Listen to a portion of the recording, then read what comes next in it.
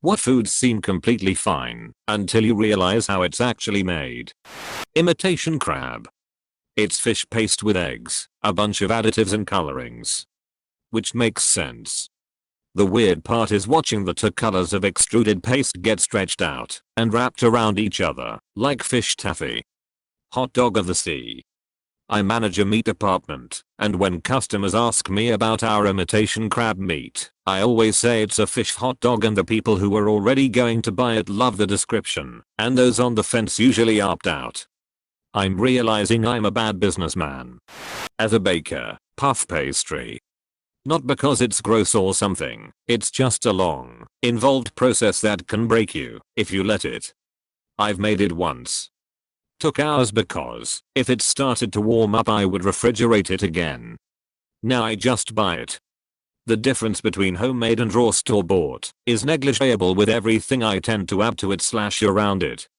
Not worth the 3 showers it took. I used to want to make everything from scratch until I came across Make the Bread by the Butter. This book changed my life lol. I have found looking for that balance of making on my own or not depends on batch size and ease of storage. Stock. I can make bags upon bags of that, and is a noticeable difference in quality. Spices / herbs, it honestly comes down to storage and usage. Herbs I use a lot I'll buy fresh, but things I don't use often I don't mind the dried version, so I'm not just wasting money. There are certain things that are easier / better from scratch, but depends on time. I prefer fresh pasta, but fresh pasta, even with a mixer with attachments, is a labor of love. I'll usually do it for the first batch of a new pasta sauce. Another thing I can make jars of and store. In Poland we have a dish that's called flaki, which literally means guts. It's a soup made of cow stomach. Many people don't wanna even think about it, but I think it's delicious. Speaking of guts, in Romania we have something called tob, which is very similar to haggis, except done with pig parts. So pig meat, pig fat, pig skin, pig ears and some other parts, boiled, seasoned and put inside the pig's stomach, then boiled some more. It is absolutely delicious.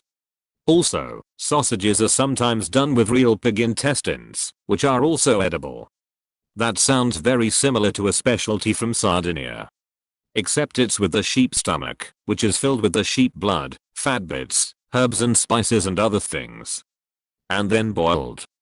The blood is supposed to stay a bit runny, so that when you cut it, you get a sort of mini volcanic eruption of partially coagulated blood and all the other things. I've always heard calling it supalon of football. Edit, the actual name is sambanedu or also zaret. Scrapple. Made with everything but the oink according to my mum. I remember watching a YouTuber try scrapple and literally every step she did was wrong, and I got so like she got some artisanal scrapple that was more cornmeal than meat, then she just kinda gently sauteed it. Like slap that in flour and fry it up in oil as you're not eating scrapple for your health. Sounds like she actually got pudding. Pudding is more cornmeal mush and fat without the lean bits. You can cook it soft since it's much sweeter, less spices, or the traditional way of quick fry and douche with syrup of choice. Household pref is king syrup and real maple syrup here. I live in Korea and they eat live octopus here. I've seen videos of places in Japan where you can get a live octopus to fry / grill right at the table.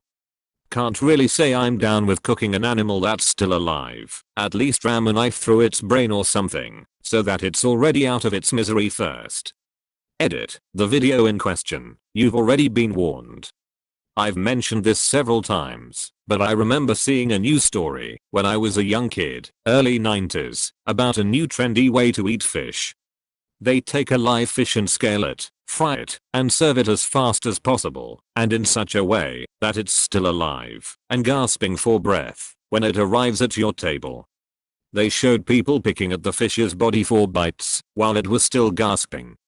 It was without a doubt one of the most horrifying things I've ever seen, and I've been watching horror movies since I was born. Reminds me of that video of Jamie Oliver showing kids how chicken nuggets were made, and after showing them all the kids still wanted to eat them after. His reaction is priceless. Edit, better link. Those kids taught him a valuable lesson. Honestly though, his lesson is kinda stupid in the first place.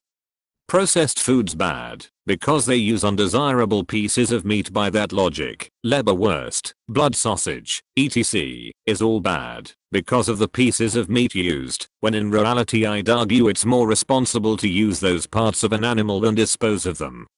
If his point is processed food bad, would the reason not be because of the excessive sodium and saturated fats and lack of nutritional value? Another lesson is that a child's mind is very different from an adult's. I doubt they traumatized those kids by showing a chicken decapitated and separated.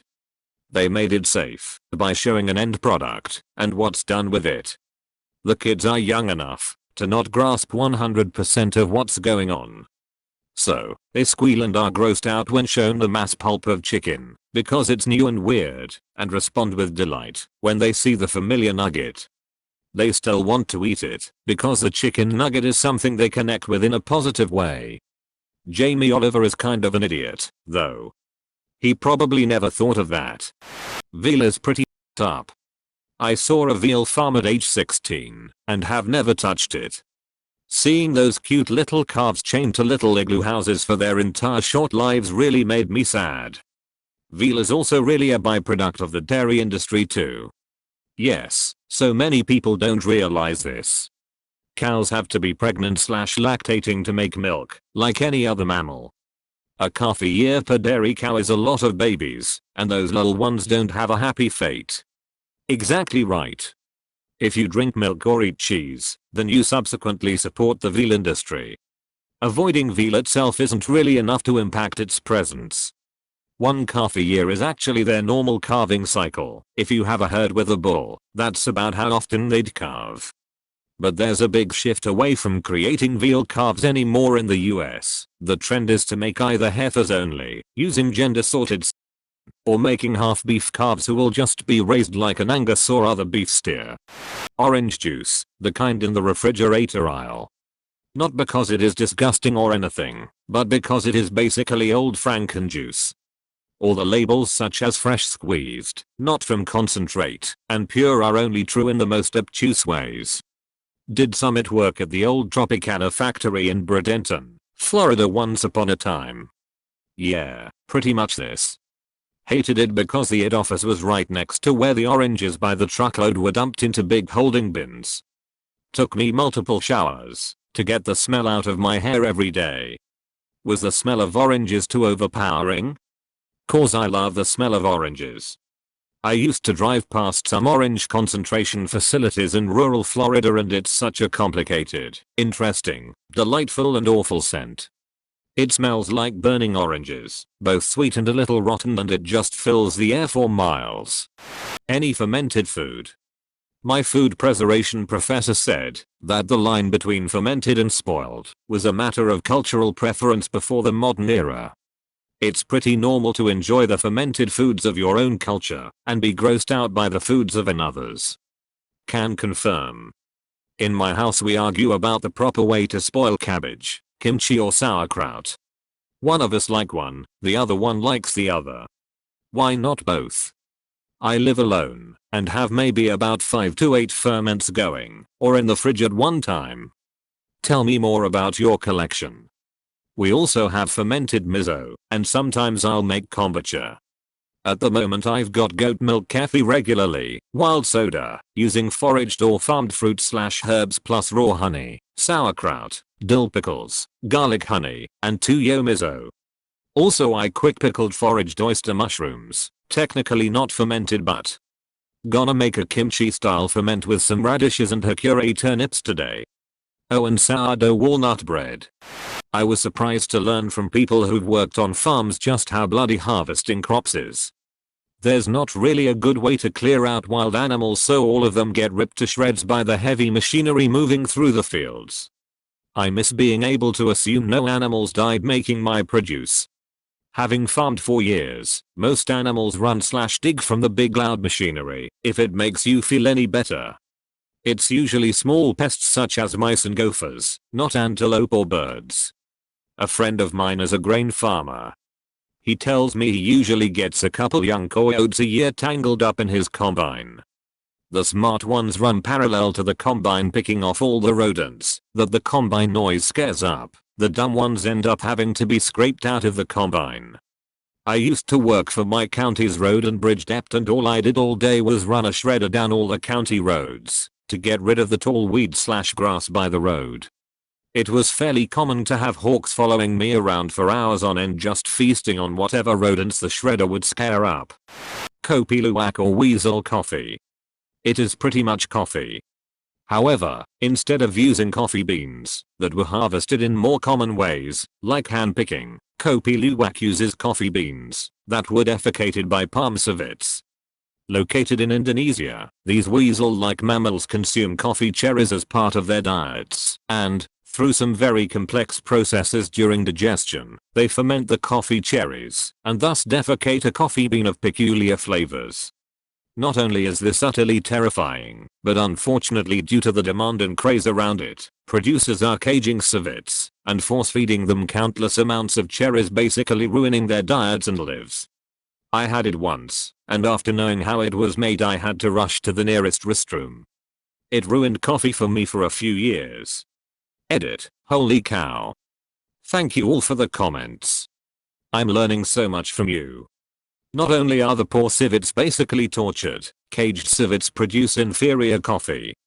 Part of what makes the genuine stuff good is that wild civets will naturally eat the best coffee cherries of certain ripeness. Caged civets are basically forced to eat whatever cherry is thrown in front of it. I've had a cup of ethically sourced Kopi Luwak, or so I hope, where we were seemed quite legitimate. It is genuinely delicious. While off-putting, I see no problems with some of the scraps we eat. It's perfectly fine to me that I'm eating the scraps of chicken and chicken nuggets, gelatin from bones and ligaments, the reject pieces of animal being used to make so many great foods or items. People want to say the natives had the right idea, using every part of the animal. But suddenly turning around to say eating black pudding is disgusting? I feel better knowing that we used every ounce of that cow. The cow didn't die in vain. The cow was used for milk. Once done with that stage, sold for meat. The meat market sells the bones for dog bones, gelatin, beef stock, literally anything else. Nothing goes to waste. Don't get me wrong, the treatment from cow to meat and then the food waste alone is problematic, but that's not what the thread is about. We use every part of every item. Excuse me, I have nuggets in the oven that are ready. I saw somebody questioning what mechanically separated chicken was, and there was no way that it could be anything worth eating. I later learned that mechanically separated chicken is the last bit of meat still on the carcass after the good cuts have been removed. The little bits are put together for patties and nuggets, making good use of every bit of meat from the chicks. I honestly don't care how something is made, as long as it's safe to eat and tastes good. For instance, I don't care that chicken nuggets are made from scraps, because they are safe and taste good. In fact, I think it's great that they have found ways to use the parts people normally don't like and have turned them into something many people enjoy. It would be a huge waste to throw it all out and have to make nuggets from all white meat. We'd need way more chicken farms and the prices would be a lot higher. I feel the same when people complain about Wendy's using the patties that were on the heater past the time they allow in the chili. It's still perfectly safe to eat, just dry, which is why putting it in chili makes perfect sense. It still tastes good, is safe, and they found a way to reduce waste, which I'm all for. In school back when they made lunches at school, you always knew chili day was after hamburger day. My German/Polish grandmother made zernina, duck blood soup. Being a good farm wife, she would go out to the shed where my grandfather kept some of his birds, chicken, ducks, geese, guinea fowl, peahens, peacocks and a few more I don't remember. She usually was able to grab a duck on the first try and slit its throat with the straight edge razor she used for butchering small animals. She would squeeze the blood into her steel thermos bottle, cap it and butcher the duck, sometimes a chicken. She would roast or fry the bird and make the zernina, which smells exactly like you would think boiled blood smells like, but worse.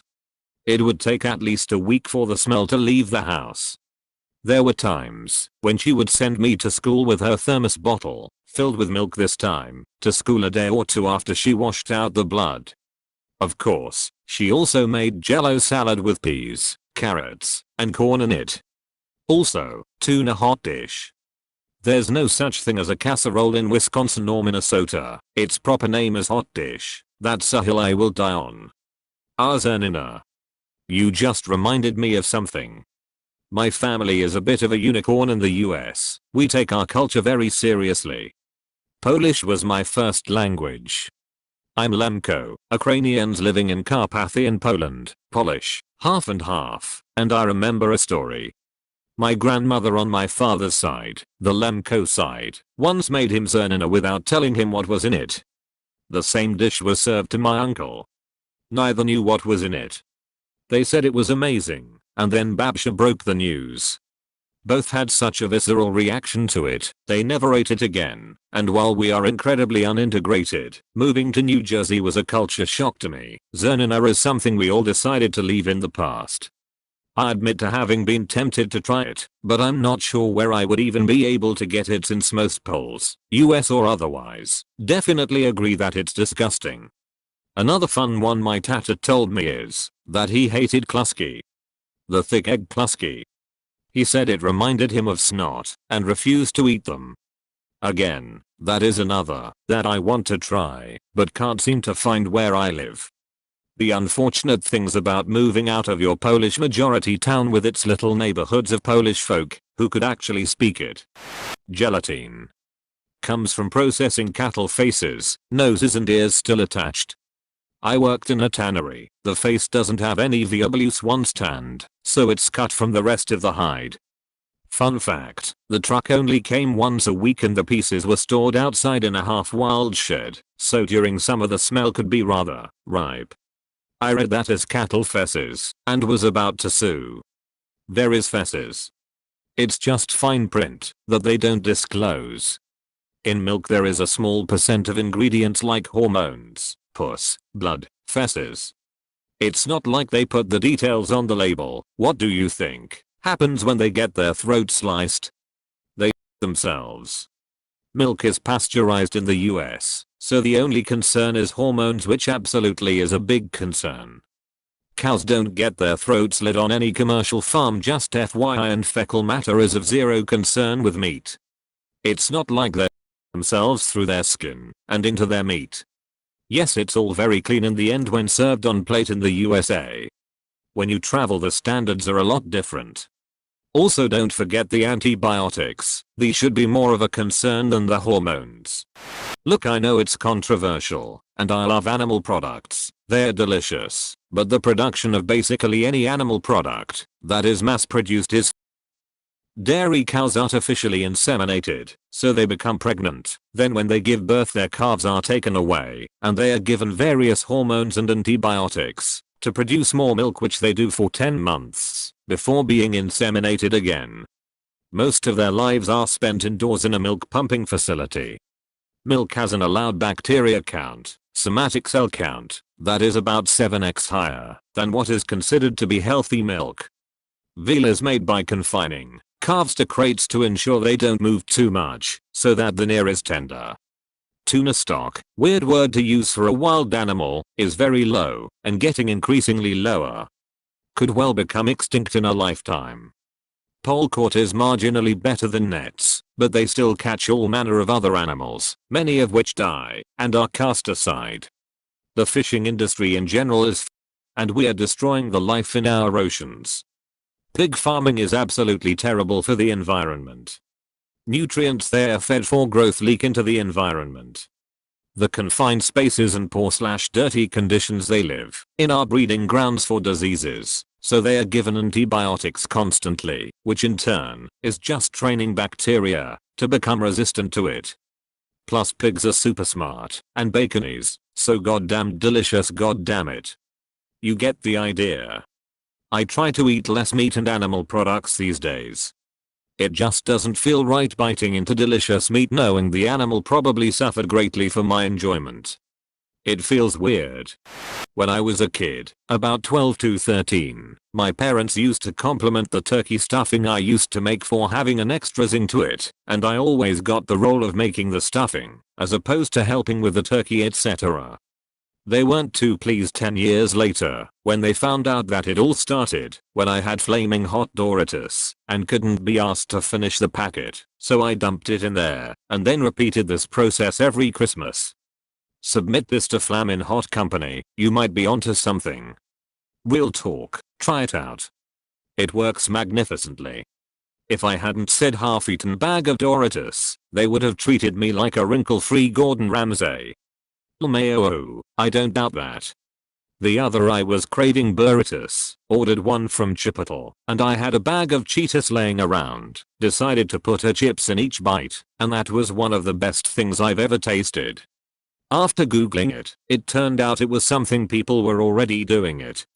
Someone told me that the reason food from restaurants tastes so good is because they don't care about your health. If you actually saw the amount of butter, oil, salt, additives and absolutely unappetizing ingredients or portions added into your food, you'd likely be disgusted. Particularly with chain/lower quality restaurants. Also, working in restaurants has taken the magic out of eating out for me. I know that behind the scenes you have dubious quality/age of ingredients, dubious surfaces and tools used, plus all of the above unhealthy stuff. I've worked in a few different restaurants and that really isn't true. I think the quote can be traced back to Anthony Bourdain where he makes carrots vichy, and in his case his experience was from an expensive French restaurant and the French use a lot of butter already. He said they used like 2 pounds of butter, but the question is how much food were they prepping also? My experience working as a cook in random non-chain restaurants, I'm struggling to find any instances where we added extra salt, sugar or fats that wasn't a sauce or marinade. I can only think of one where the owner wanted us to put mayo in the ground beef, so they are juicier, and when she wasn't around we didn't do it. Another thing too is that yes, a lot of stuff, depending on the restaurant, is deep fried and obviously that's unhealthy, but it is tasty, so that can be considered extra oil. Some restaurants are more dependent on the deep fryer than others. All in all, I would say that fast food is worse, and loaded with preservatives, high fructose corn syrup and other chemicals I can't pronounce. I dunno, maybe I just worked at good restaurants and I know the surfaces and tools were all clean, as I was the one constantly cleaning them. Eggs, not just the hens, but also the chickens, that are born the wrong. As far as I'm aware there is no such thing as an ethical commercial egg. I do hope I'm wrong.